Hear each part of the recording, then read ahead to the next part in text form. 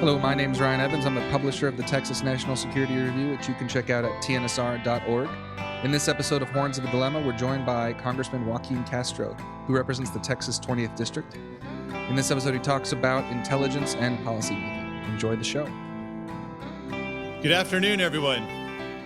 Thanks for being here. I'm Professor Bobby Chesney. I'm the director of the Robert Strauss Center for International Security and Law here at the University of Texas. On behalf of my colleagues, Dr. Will Inboden, who's the executive director of the Clements Center for National Security, Dr. Varun Rai, who's the associate dean for research here at the LBJ School, as well as curator of the LBJ School's PhD colloquium series, of which this event is part. I'm very pleased to welcome you all today. Texas 20th Congressional District. It's a special place. It covers much of the west and northwest sides of my hometown, San Antonio, the one and only. San Antonio is a place with a deep connection, both historically and even more so perhaps currently, to our nation's foreign affairs, to our military and our intelligence communities. And so it's only fitting that it be represented by someone who has a strong vision for and understanding of those very matters. That's exactly the case with Congressman Joaquin Castro. He grew up in San Antonio before he headed off to Stanford and then on to Harvard Law. But he got back home straight away to pursue both his private law practice for a time and increasingly his calling to public service. Personally, sir, I think you just missed the good food. And I will say that I checked out the exact boundaries of the 20th District, and I was utterly horrified to see that there's a spot where it goes along Hildebrand that misses both Chris Madrid's and the original Blanco Cafe. I was going to say, redistricting takes on a whole new meaning. The congressman was in the Texas legislature in very short order for what were 5 immensely successful terms before moving up to the U.S. House of Representatives in 2012.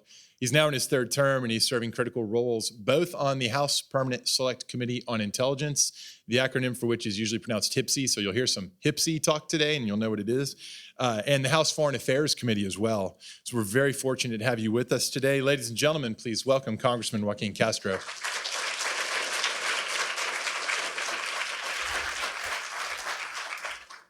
Thank you, Bobby, for that introduction. And that's the first time I've heard a suggestion of gerrymandering by restaurant, right? But we may take you up on that. So thank you, everybody, for being here today. And thank you to the LBJ School and UT Austin for hosting.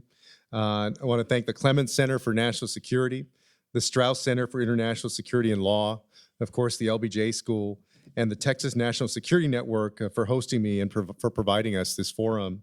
And also a special thank you to Will and Bobby, who did so much and worked with my staff for quite a while to organize this event.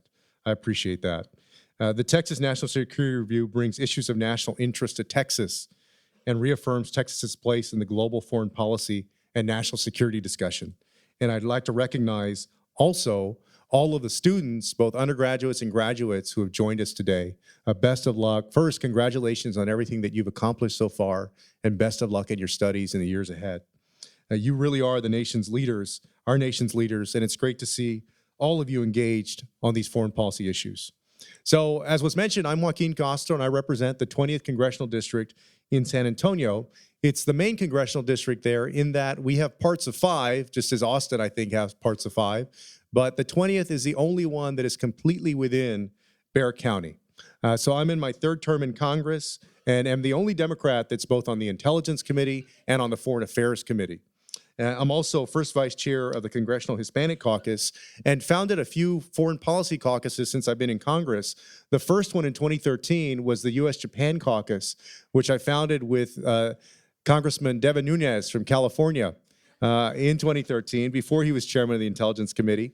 And so that one's been going very strong now for 5 years or so.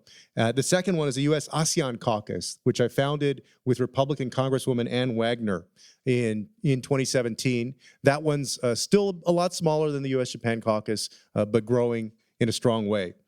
So before we talk about U.S. foreign policy and some of the challenges that we face in Congress and some of the debates among the American people, I'd like us to consider for a second the United States' place in the world and what I think this nation means to the American people and what it means to the people of the world.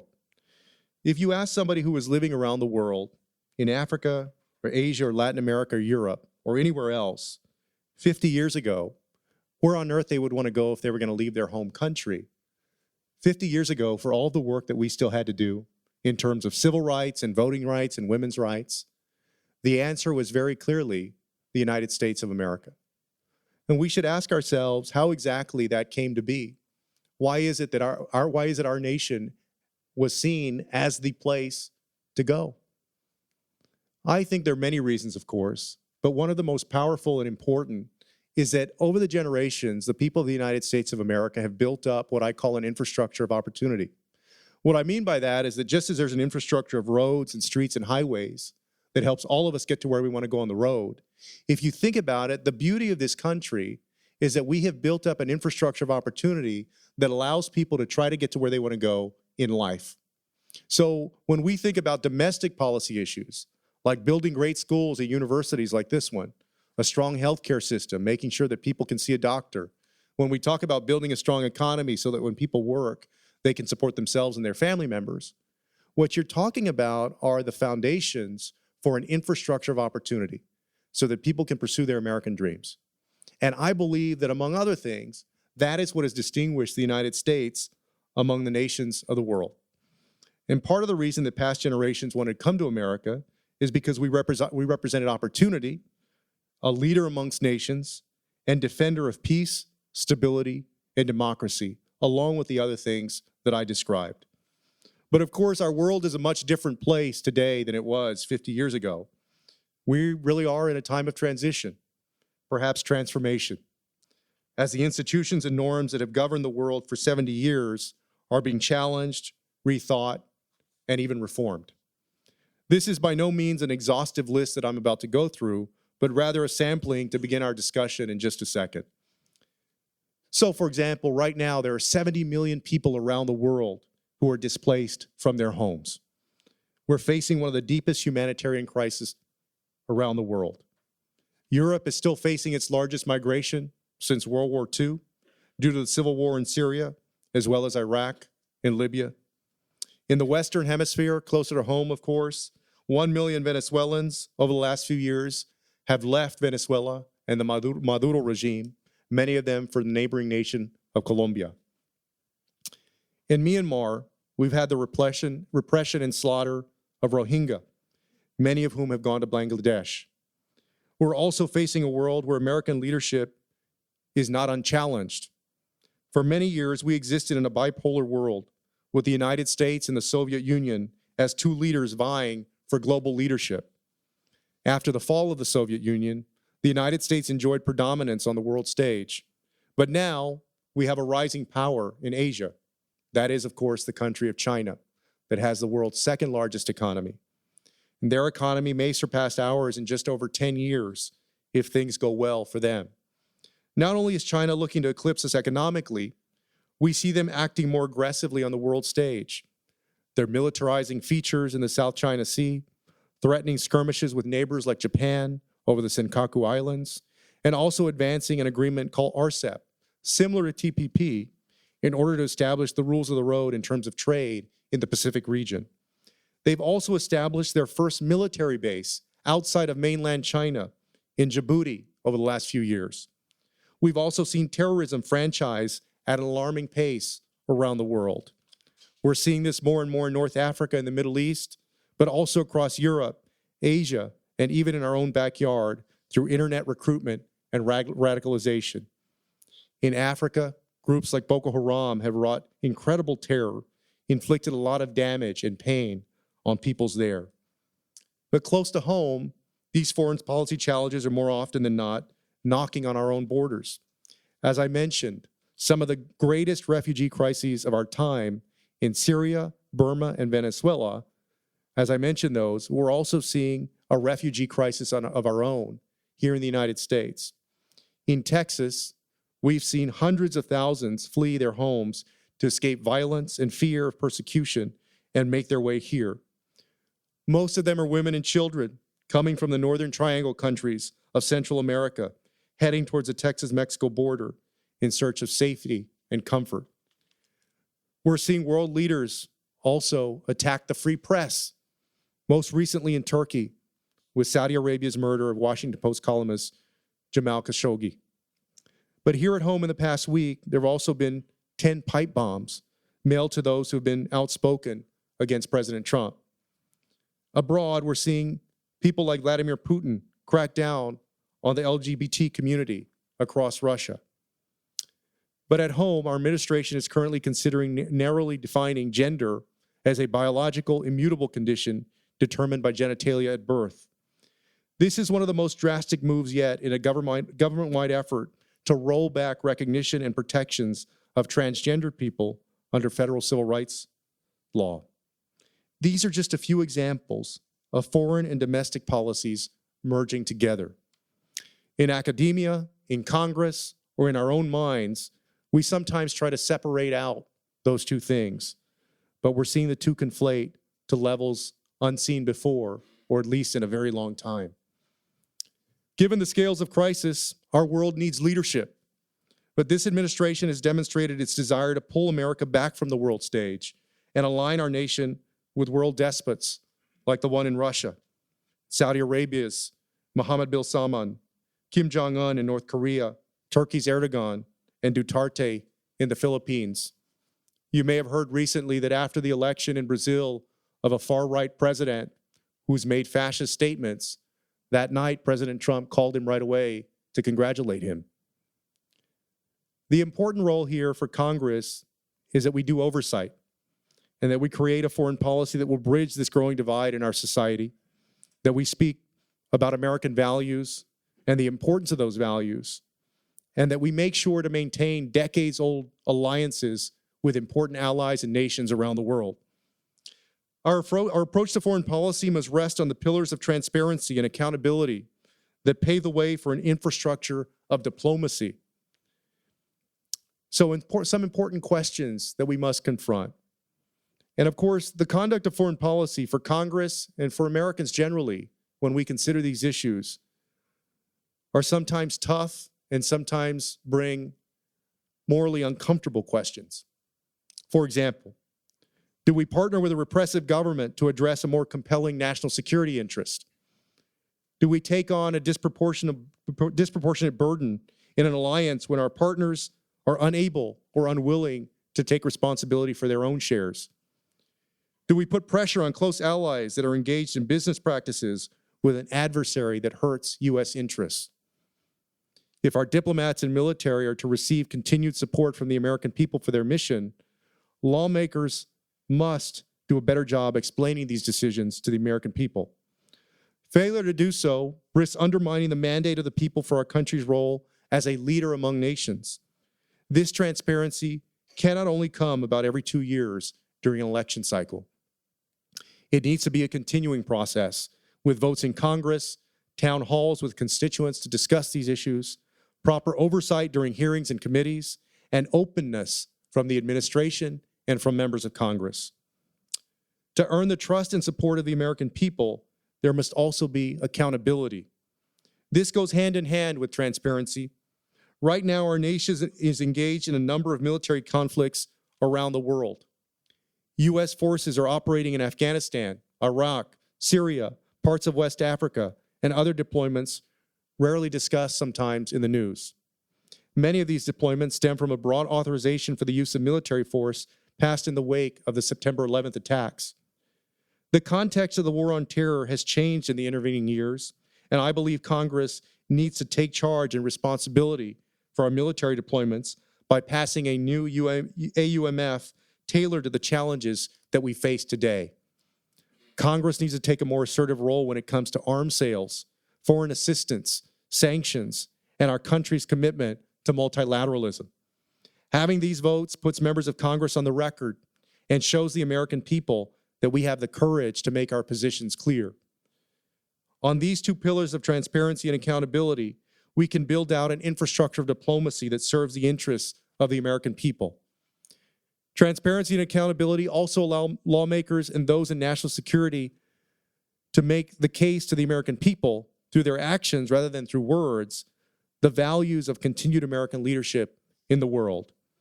These two pillars also encourage an inclusive foreign policy that takes into account the diversity of views in our country.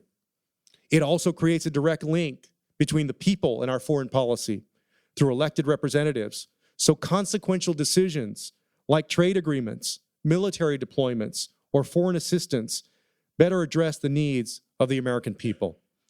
The more we invest in long-term diplomacy and development abroad, the more we grow the global economy, create diplomacy amongst nations, and keep our sons and daughters in the military out of harm's way.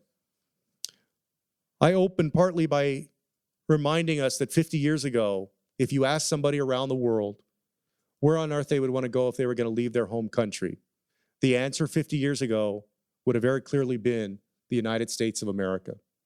In all of the work that we do in Congress, in all of the work that you do, the challenge for us as Americans is to make sure that when you ask that same question 50 years from now of somebody living in Europe or Africa or Latin America or Asia or anywhere around the world, that the answer is still the United States of America. Thank you.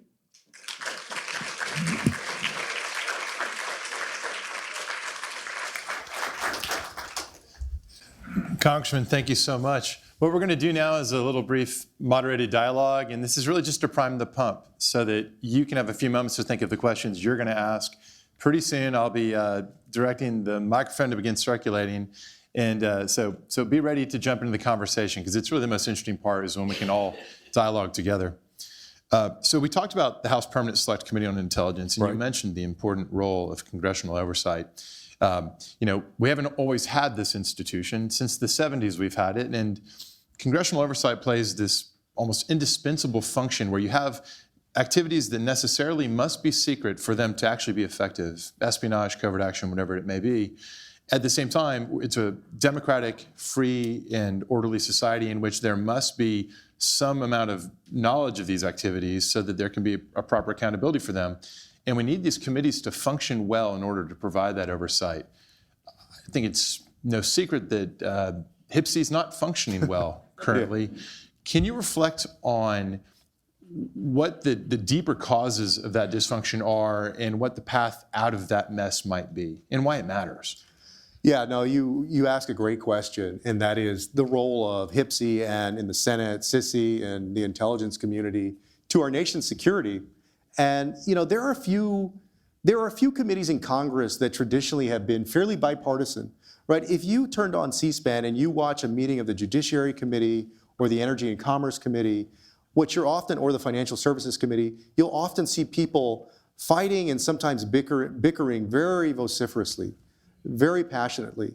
But on committees like Foreign Affairs, to some extent Armed Services, and certainly on intelligence, historically, there had not been a lot of fighting, a lot of debate and discussion, but not a lot of partisan, rancorous fighting. And what we saw particularly with the events in the Russia investigation, was that committee start to take a turn towards what happens in some of the other committees. In addition to that, I think part of what has made the work difficult is the president's posture towards the intelligence community.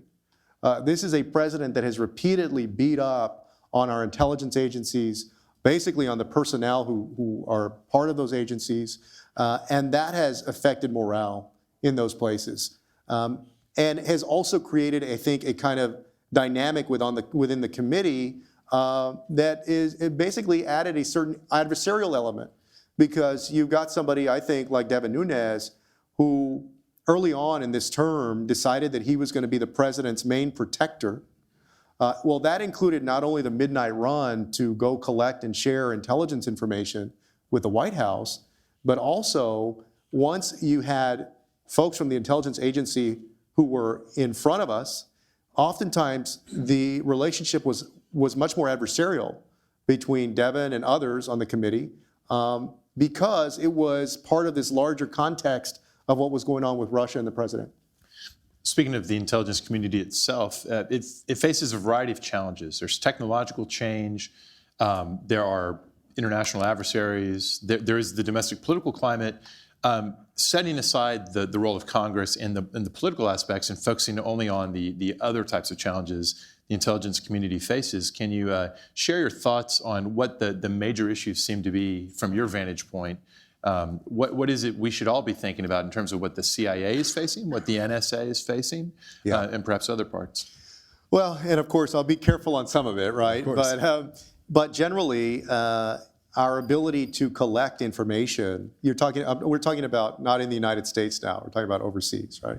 Our ability to understand and receive and gather information in this technological environment is becoming more difficult. And that poses certain national security challenges. Also, we think about the rise of nations like China and how important it's going to be to have the intelligence that you need to make smart and strategic and ultimately what I believe are safe decisions, wise decisions for the country, if the ways and the methods that you collect intelligence are being hampered, mostly because of the ability to thwart those by other countries. So that's a big challenge. Also, you and I have spoken about, and I know that you've written on in Lawfare, on cyber issues. The importance and the role of cyber is just going to continue to grow. I believe, and I've been working on mutual cyber defense issues, on partnering with other countries on mutual cyber defense. That is an incredibly important and consequential issue for us, not just in terms of our elections, but also in terms of our national defense. Particularly when you think of countries like Russia, North Korea, Iran, and other nations, and non-state actors. So those are some of the big issues. The other part that I would point out, because 2016 was the election was so concussive to the country in terms of a large foreign government interfering with our election, is making sure that we get a hold of, that we pursue election security. I've been surprised the last 2 years to learn that there isn't a single federal law, and I still can't find a state law, that establishes any kind of basic or minimum or baseline level of cybersecurity protections for our voting systems. Now, bear in mind that Texas is one of 12 or 13 states where you don't have to have a paper trail, where the state doesn't have a paper trail for how somebody voted. So I voted in Bexar County early a few days ago, and our machines are from 2002, and they keep no paper record of how we voted. So there's an incredible vulnerability there, and we need to handle that. Let's stay on the subject of cyber for a moment, and this is also something we chatted about before. When people reference cyber, it means different things to different people. Mostly people think of cybersecurity and the need to defend ourselves. And the truth is the United States has more to defend than anyone else. We're, as one scholar put it, we're asymmetrically vulnerable because of our success and strengths in digitizing our economy. And because we're an open society generally, right, and a more transparent society. Absolutely. You go to China, and even when I was there in 2010, you can't get on Facebook, right? So it's a very different approach. You're right. I mean, the approach of other countries is sometimes to shut down, and we've not done that.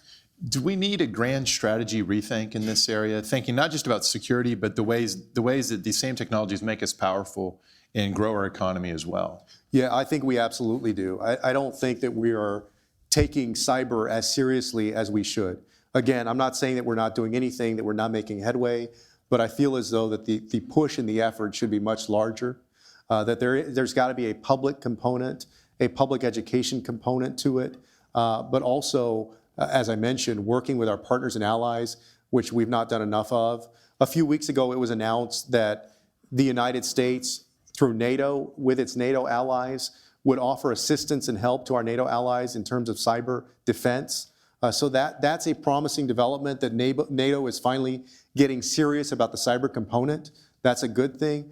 But still, I just feel like we've still got a ways to go based on everything that I've seen, both open source and in a classified setting. You've mentioned China a few times, both in that context and more generally, and I want to focus on that for a moment. The Vice President recently gave a much remarked upon speech, some people saying it heralded or recognized the arrival of a new Cold War. This comes at about the same time that the Justice Department, for the third time since September, has actually indicted serving Chinese intelligence officers for commercial espionage. Espionage not just for traditional national security purposes, but to capture intellectual property that would then be fed back into industry in competition with our own. There are other examples of these tensions, and of course we have the larger context of what amounts to a trade war, or the early stages of one at least.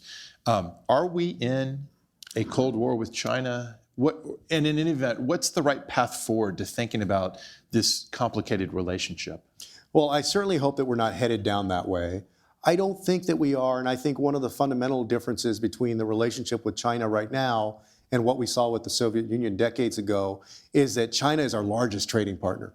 You just start with that, right? They're also the largest holder of U.S. debt, which gives them a lot of leverage. But they're still a very important nation in terms of trade, and there are many positive things about the relationship. Still, when we think about China, we have to think about what our broad approach is. And part of my critique of the administration's approach is that I think that it's been fairly scattershot. And I don't know that the president, at least the president, others in the administration, it may be a different story, but that the president has defined his goals with respect to China. So for me, when I think of China, the frame that I'm working from is that I believe that we have to find a way to allow China to compete but not cheat. So how do you define those two things, especially the cheating part? Well, to me, part of that is that you're right, that you've got to crack down on these technology transfers. And this wholesale theft of cutting-edge technology that's being developed by our commercial sector in the United States, and then the application of that by newly developed Chinese companies. You absolutely have to resist that and stand strong against it. So I was glad that the Department of Justice has continued to be aggressive in their indictments. He also, for example, some of the rules that they've set up in terms of mandatory partnering with Chinese companies for American companies. Again, that's been another way where in some instances they've been able to achieve intellectual property theft or technology transfers. But there are other things as well. We're concerned about the militarization of islands in the South China Sea. A huge portion of the world's trade goes through there. And if we look into the horizon 30 or 50 or 70 years out, and China has assumed a position where they can essentially effectively control who comes in and out of those waterways, I mean, that has a huge economic impact, not just for the United States, but for the nations of the world. So we're obviously mindful of that. And then finally, with the Belt and Road Initiative of China, I mean, their GDP is expected to surpass ours around 2030, right? And so they're already the second largest economy. But I feel as though, even though their economy and their position economically in the world has evolved over the decades, their leadership and what they bring to the world has not necessarily kept pace. So what I mean by that is that if you are a leading nation, you should be leading on things like human rights. You should be leading on top flight trade agreements, right? So I have some concerns about RCEP because I don't know that it accomplishes that. Have concerns about China setting up what look like debt traps for countries like Sri Lanka, so that then they're able to take over important assets in a country, after a few years or several years. So those are things that we have to be vigilant about. But let me say this, I don't believe that we should fight with China just to fight for the sake of fighting with China. But we need to figure out a way so that they can compete fairly, as any nation around the world should be able to do, but at the same time, not cheat to succeed. One last question before we open it up to the audience, so please be prepared to put your hand up so I can call on you in a moment. You mentioned the 2016 election, and we've talked about rivalry with China. Let's think about rivalry with Russia. There was a story in the news this morning that National Security Advisor John Bolton had articulated that we have been engaging in what he called offensive cyber operations, but he clarified below the threshold of traditional military operations against the Russians in relation to election interference. Yeah. And this follows an earlier story where it was reported that we were actually directly messaging individual Russian operators saying, we've identified you as someone who's trying to sow division or do things such as was done in 2016. Does this mean we're doing enough and that the problem of the Russians has been properly dealt with, or is there more we still should be doing? Oh, I think there's more that we have to do. I'm encouraged by the steps that social media groups like platforms like Twitter and Facebook have taken in starting to root out all of these bots and trolls and fake accounts. This is pernicious stuff.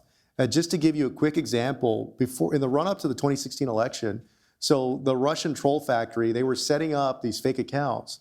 So they set up 2 fake Facebook pages and one fake fake Facebook page was a pro-Confederacy page. And they purposely set up on one street corner in Houston a rally at a certain time.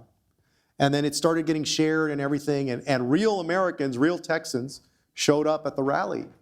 They also created a competing second Facebook page on the other side of that, and the same thing, invited people to come to this rally that was an anti-Confederacy rally on the opposite street corner, and people showed up.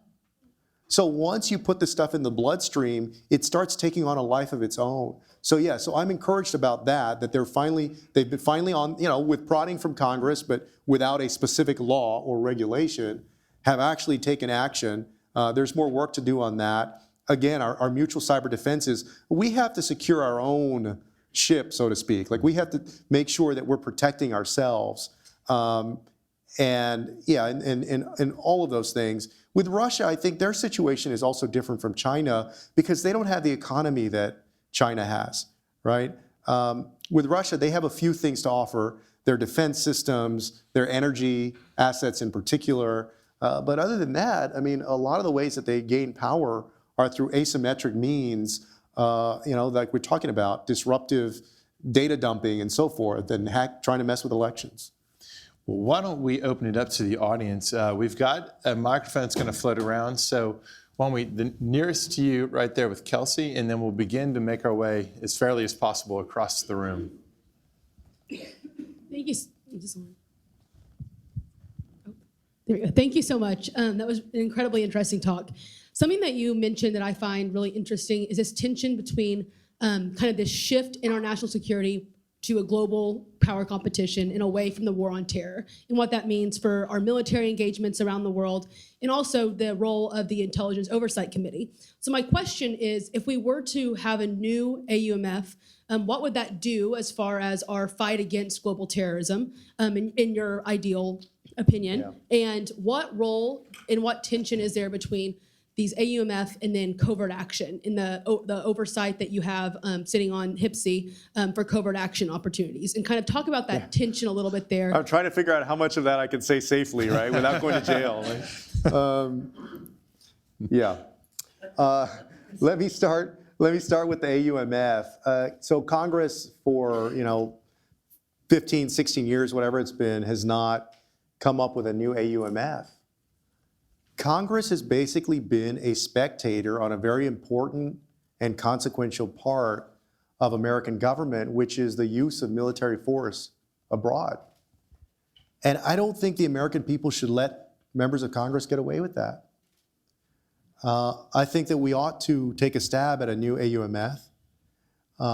What exactly it would look like, I think look, we haven't considered one in years. President Obama, the White House, put out basically a draft one in 2013, and it went nowhere. It was dead on arrival. The Foreign Affairs Committee was supposed to take it on, and it never went anywhere. So it's got to be a debate and discussion within the Congress about what that AUMF looks like. So Congress has to jump back in, right, and not cede so much control and power to the executive. And I do feel that after 9/11, some of that was understandable because we were in a moment of crisis, and it was almost as if the Congress was saying to the president, look, we're giving you all the power that you need to act swiftly and decisively against the people who have caused this harm to the American people. But it's been many years, and we've also been engaged in different conflicts over that period of time without updating this authorization for use of military force. And we ought to take a stab at it. In terms of the tension, part of it, I can only speak broadly to that, but part of it also depends on what the AUMF looks like, right? I will say that I think that we ought to be as transparent as possible in what we're doing. That in the end, some things, of course, are classified, but in the end, I think transparency from the beginning benefits everybody, including elected officials. And part of the reason, again, that people have not wanted to take a vote on the AUMF is because if you remember the Iraq War vote, there are many people that ended up basically being ushered out of politics because how they voted on the Iraq War vote. So there's been this fear among members of Congress that, I'm going to authorize something, and then I'm going to lose an election if things go sour or if the intelligence was bad.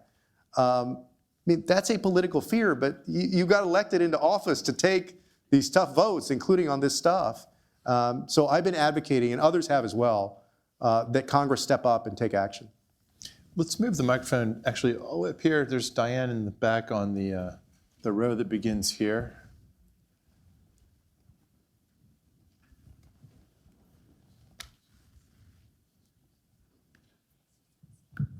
Thank you so much, sir. Following up on Bobby's first question, you Yes. started with discussing HPSI dysfunction, which Yes. is also true of SSCI. Yeah. My question is, HPSI and SSCI were stood up 41 years ago. There's not only been a tremendous change in the sources and types of threats the intelligence community is addressing in those 41 years, but also a tremendous sea change within Congress itself in how the committee systems work, how parties work together, et cetera.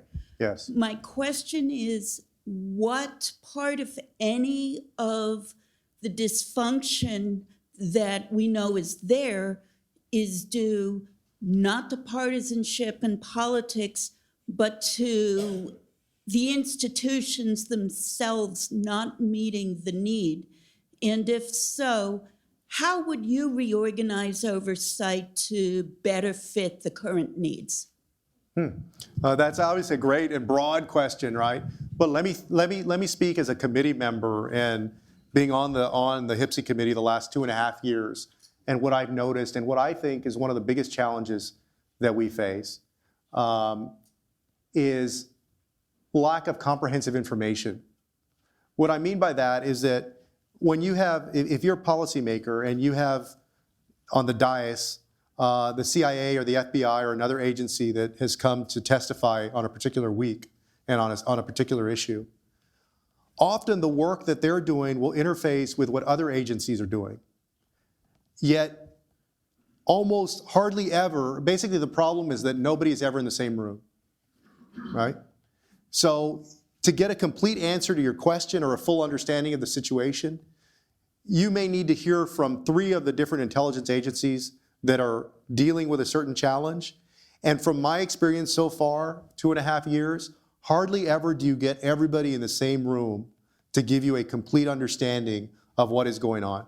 Let me analogize this a little bit to the situation at the border with immigrants or migrants. You've got DHS that's got a part of the issue with Border Patrol and ICE, but you also have HHS that is handling the folks in certain detention centers. And it's the same challenge, is that oftentimes nobody, you'll meet with the Secretary of Homeland Security, but you don't have the HHS secretary there. And so it becomes easy for departments and agencies to say, oh, well, we don't handle that, or we're not read into that. So that structurally as an institution, that's been a big challenge, is figuring out that piece. There's the regular reauthorization of the Intelligence Act that basically covers some of, I wouldn't say wholesale reorganization, but tries to tweak things here and there in terms of reporting requirements and other initiatives. So that's been helpful. But I think part of the challenge also is that at least on the House side, we're not allowed to use any of our staff members to be part of hearing the discussions or taking in the testimony. On the Senate side, each of the senators is allowed a staff member to hear what's going on and to work with the member of the Senate. So the reason that I say that, and the reason that it's important when you think about the sharing of responsibility between the executive branch or the agencies and the legislative branch, is that the only time that you can ever do work as a legislator on HPSI, on these intelligence issues, is when you go down into the dungeon known as the SCIF, the basement in the Congress. Well, I mean, if you look at my schedule when I'm in Washington, it's like thing after thing after thing, right? So what I found that it does, is it really empowers the professional staff on the committee, but then also empowers more than I think it should the people in the agencies, because again, the only way that the legislators are going to get information on this is when you can actually go down there into the SCIF. I can't call the FBI director and have a conversation with him about a classified issue on the phone, right? Because it's classified information and because the phone is not necessarily secure. So that creates, if you're looking at it from a legislative perspective, it creates a real challenge. Why don't we go with the gentleman in the black T-shirt there?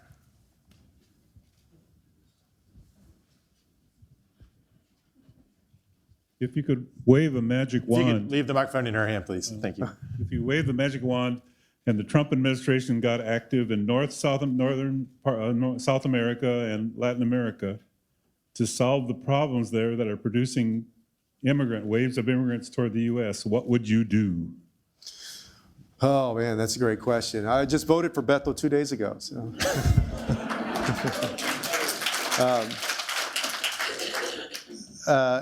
Well, I think it's part of what we saw, which was over the last few years, Congress made hundreds of millions of dollars in investment in the Northern Triangle countries. Look, the solution, I think, is not to try to bully the countries or to threaten them. It is to work with them on rooting out problems with corruption, but also in building their economies up. I fundamentally believe that wherever somebody lives, for the most part, the large majority of people have no interest in leaving their home country, that they want to stay at the place that they're from. You know, I doubt there's a lot of people that want to walk 1,000 miles to go to some other place. So it would be to work with these countries in a more ambitious way, a more ambitious and more meaningful way than we have. And it's not just money. I think it's other kinds of support. You know, that said, look, the money that we committed over the last few years, I don't think anybody believes that $500 million is going to overnight turn around the economies of Guatemala or El Salvador. It's a longer process than that, right? We're not going to solve it overnight, but we could do a lot better job of being more fully invested.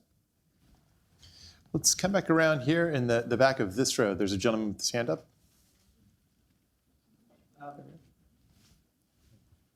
Regarding the situation of the greatest humanitarian crisis going on at this time in Yemen, you didn't address that. Sure. We've always taken the moral high ground, but it seems we have been complicit in supplying arms to the Saudis, and they have bombed the devil out, and we've got mass starvation, and that is never addressed. And so I wonder if you'd comment on the failure of the United States to have done something, because the UN is suggesting that there should be a ceasefire. Why didn't we, as the beacon on the hill, lead the charge? You ask a great, important, and moral question. And I do think that we should freeze arms sales to Saudi Arabia as leverage, at least for now, to have them stop doing what they're doing in Yemen. The level of desperation and famine over there, I just read a few days ago, could rival among the worst famines that the world has ever seen, certainly in the modern era. So I agree that we should take strong action to stop it. I think that we have the leverage to stop it. As to your question about, why it hasn't happened before, I think that there has been, in this case, too much deference to the relationship that the United States has historically with Saudi Arabia. Okay, let's bring the microphone down on this aisle, the gentleman about 5 rows down. Thank you for coming today. So one thing I have been impressed by in the last couple of years as an example of bipartisanship has been the consistent rejection of the Trump administration's proposed cuts to foreign affairs and foreign aid. And my question is, what is your sense of where Congress generally on both sides stands on our funding of aid and the State Department and related operations going forward? No, you're right. I mean, I was, like a lot of other people, kind of shell-shocked when the president had his first budget proposal. He wanted to cut the State Department by 31%. I mean, you're talking about almost a third cut, and a lot of that in development assistance. USAID and so forth. So fortunately, Congress has rejected that. And so that's a very positive thing. I do think that the Foreign Affairs Committee is a lot like the Intelligence Committee has been, which is it tends to be more bipartisan. So there is still a good bit of sentiment in the Congress, this idea that the United States ought to kind of withdraw from the world. And the way it's pitched is really what the president has done, which is America first, right? That you ought to focus on this country first. But the part of the consequence of that is the withdrawal of not just development assistance, but also the number of diplomats around the world in post. And so I'm grateful that the Congress, and obviously with the cooperation of both parties, has rejected that. And one of the things that I stood up for strongly, in addition to USAID, was a lot of the fellowship programs that allow young people to make their way into the diplomatic corps, to make sure that we have a steady stream of people going into the diplomatic corps. So I suspect that it's going to continue to be a fight over the next few years, but we'll keep up the battle. That topic and the prior question that brought up the risk of famine in Yemen reminds me, I'd meant to ask you about your work, I think, with Congressman McCall on food security. That's right. And I believe you have a bill that's been moving on that topic. Yeah. I'd love to hear something about that. Yeah, no, that's right.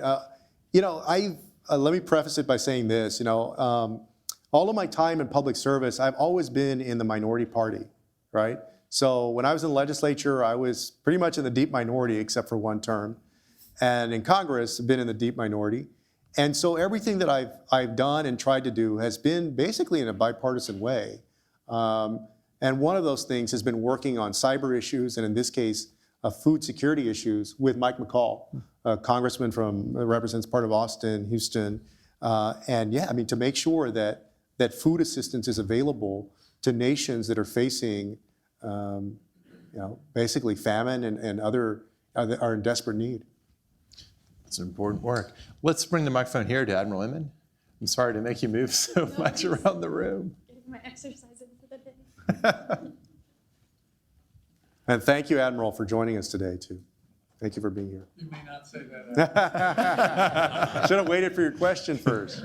I want to expand a bit on the Yemen problem and the pressure on Saudis and the UAE to stop what they're doing. I commend. But the reason that civil war is still going are the Iranians and their support for the Houthis, and they're providing the most modern equipment that can reach. So I don't see how we're going to really accomplish something other than enabling Al-Qaeda of the Arabian Peninsula unless we can somehow also stop the Iranian support for the Houthis. How do we do that? Yeah, no, you're right. Because you're right, there are two sides here in this battle, and we do need to use every leverage point that we can on Iran. And that's why I think the calls for a ceasefire, first of all, are the most appropriate, right? First, you need to, everybody stop, right? Both sides stop. Now, I guess my answer on Yemen with Saudi Arabia, on our side, part of our leverage to make the folks that we've been supplying weapons to stop is basically to threaten to not supply them with weapons, right? And on the other side, we need to do everything that we can, you're right, to get Iran first to stop and then ultimately to pull out of their support. So, no, that's a point well taken. Okay, a little more time. Why don't we come here to the gentleman about 3 rows in. Hi, Representative. Thank you for being here. Yeah. So we touched on U.S. actions that can be undertaken to safeguard our own security against malicious Russian meddling and influence, but what can be done for our allies in Europe and across the world that are experiencing similar behavior from Russia? I think that's where mutual cyber defense comes in. That's why I said it was really promising that the United States offered its NATO allies assistance, like real assistance in cyber, and making sure that that's available to everybody, to all the countries, partner countries. You look at what's happened in some parts of Eastern Europe, certainly in Ukraine. Russia's been very aggressive over there, And what we experienced as Americans in 2016, some of these other countries had been experiencing for several years, right? So it's not like we got hit first. So working with our European allies, making sure that NATO fully transitions, the way I see it, from not just being a body where we protect each other against any kind of physical intrusion of a country, but also that we protect each other against any kind of meaningful cyber intrusion. When I say that, I'm always careful because I was speaking to a group of German legislators once, and I made the point about mutual cyber defense, and they took it to mean that I say, well, they mess with our election, we fire a missile over there. That's not what I'm saying. I'm saying that in terms of our cyber defense, but also, if necessary, our cyber response, how do we make sure that we're secure, that we have an offensive capability, and that we can also help our allies and Europe, especially because they've been dealing with the Russians for a while. We'll go right there near you. Hi. So we talked about how we're an open society and how in certain ways that makes us vulnerable to some of the attacks, the election interference that we saw in 2016 on behalf of the Russians. I was wondering, is anybody in the intelligence community or in the House of Representatives talking about civic education, right? I know it's not as sexy as kind of cybersecurity and stuff like that, but just civics as a way to, as a defense mechanism or as a kind of a solution to that problem, right? We have so many people don't even know who their congressional representatives are. A huge portion of our population doesn't vote. I mean, is anybody talking about that as a possible defense mechanism that we need to work on? Like civic education, just generally about government and so forth? Yeah. Yeah. That's what government class is supposed to be, right? Like, I mean, in high school and middle school and then college. But for example, I had a roundtable discussion with some students earlier, and I got the specific question about a public campaign or a campaign in schools on cybersecurity, basically cyber hygiene. And there has been some discussion of that, but it hasn't been actualized yet. But I do think it's going to happen at some point. I can't tell you exactly what form it's going to take, but I mean, think about it, y'all. Every element of American society just about is touched by cyber threats. We've talked about the government one with the elections. But before that, you had the Sony dump, remember, that North Korea, we believe, was responsible for. I remember talking to an executive at Sony shortly after that said that he woke up and that there were 10 years of his emails on the internet, right, that had been dumped. Businesses large and small continue to be hacked because it's not just nations that are trying to find secrets or anything, but it's also these rogue people that make money off of using other people's credit cards for stuff, right? So, I mean, every level of society, from government to large and small businesses to the individual, is affected. I think we have to move to a more targeted kind of campaign. So, I'm going to follow up a little bit on that one because this question of perhaps losing touch with civic virtue is something I think a lot about and very concerned about. I think it's at the root of what you're asking. Are we, maybe it's an illusion that we used to have more sense of shared civic virtue, a belief in certain principles and certain things that bind us that have nothing to do with our backgrounds, but what we are committed to as principles. Have we lost touch with that, and can we get it back?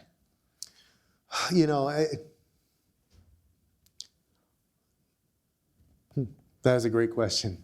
And I see some hope in what we see now in terms of this massive response in terms of voter turnout, for example, in people getting more engaged in participating in our democracy. This midterm, I think, is going to break all the records for midterms. I don't want to say ever, but at least for a very long, long time. So the silver lining in a lot of the tension that this country has experienced, intense tension that this country has experienced over the past 2 years, is that more people are getting engaged.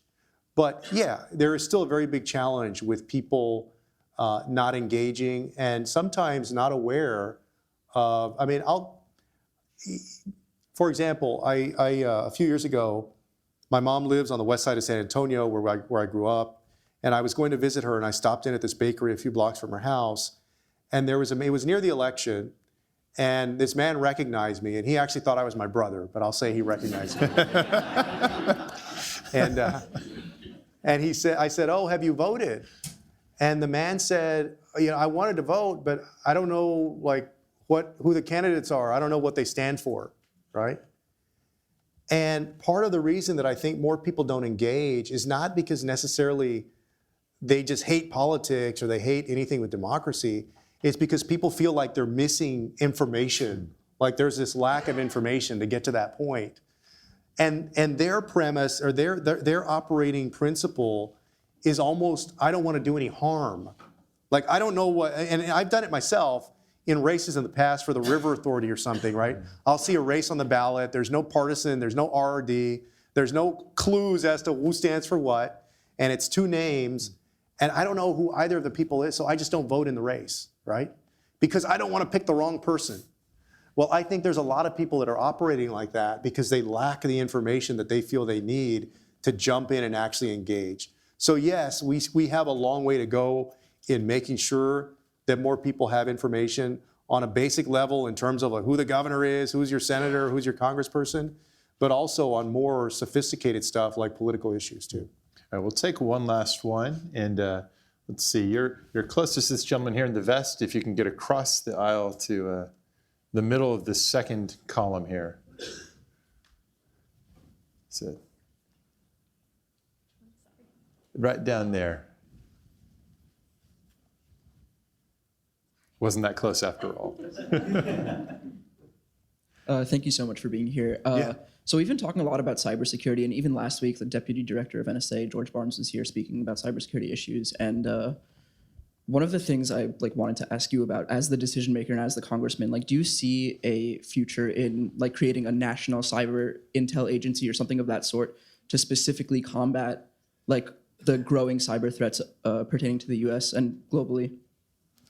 Yeah, there's been discussion and debate about that, right? Do I think the issue is important enough to have a singular agency that handles it? Yeah, I would say yes. The question is how you distribute that responsibility, though, right? I mean, you've got the Air Force, for example, that has an intel wing. You've got basically 17 intelligence agencies. How do you divide that up and the responsibility up in the best and most coherent way? So I can't tell you that right now I can give you a complete answer, yes or no, because it's something that I'm still thinking through. But I do think that it's going to be a topic of more and more discussion as we go forward. Ladies and gentlemen, thank you for displaying your civic virtue by being here. And Congressman, thank you. Thank you. That's great.